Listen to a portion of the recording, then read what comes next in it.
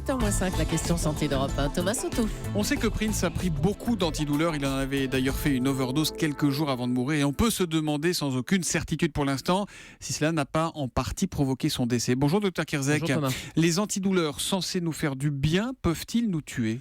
Oui, et un simple antidouleur comme le paracétamol par exemple, on sait que chaque année il y a des cas d'hépatite fulminante, d'inflammation du foie qui peuvent conduire à la greffe et parfois au décès malheureusement.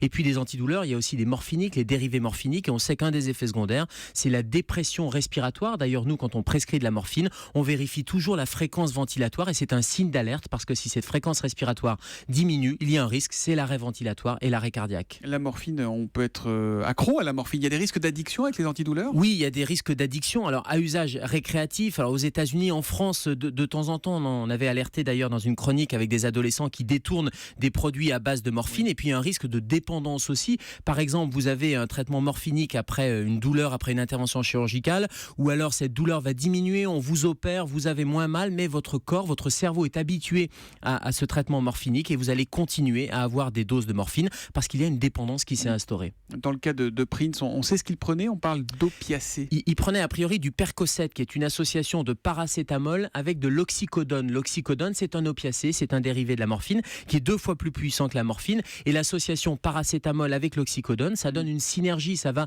augmenter l'effet antidouleur. Alors quand on parle d'overdose, il faut faire attention parce que overdose, c'est associé à toxicomanie. Mais overdose, en français, ça veut dire surdosage. Donc ça peut être un surdosage accidentel, médicamenteux. On a des patients qui sont... Sur une journée, je prends trop d'aspirine, je fais une overdose d'aspirine. Exactement. Et avec un dérivé morphinique, on a des patients qui font des surdosages accidentels et qui ont des conséquences, mais de manière totalement accidentelle et pas du tout toxicomaniaque. Bon, mais alors les antidouleurs, c'est pour qui, quand et comment finalement ? Alors, c'est une prescription qui est stricte. Il y a 3 paliers. L'Organisation mondiale de la santé détermine en fonction du niveau de douleur des niveaux d'antidouleur. Niveau 1, c'est le paracétamol, c'est une douleur qui est faible. Niveau 2, c'est un opioïde qui est faible. Et niveau 3, ce sont des opioïdes forts, c'est-à-dire de la morphine. C'est une prescription qui est strictement encadrée. Alors généralement, le niveau 3, c'est réservé à des douleurs cancéreuses, notamment cette fameuse oxycodone, c'est plutôt pour des patients qui ont des douleurs chroniques, c'est limité avec une réévaluation de la douleur.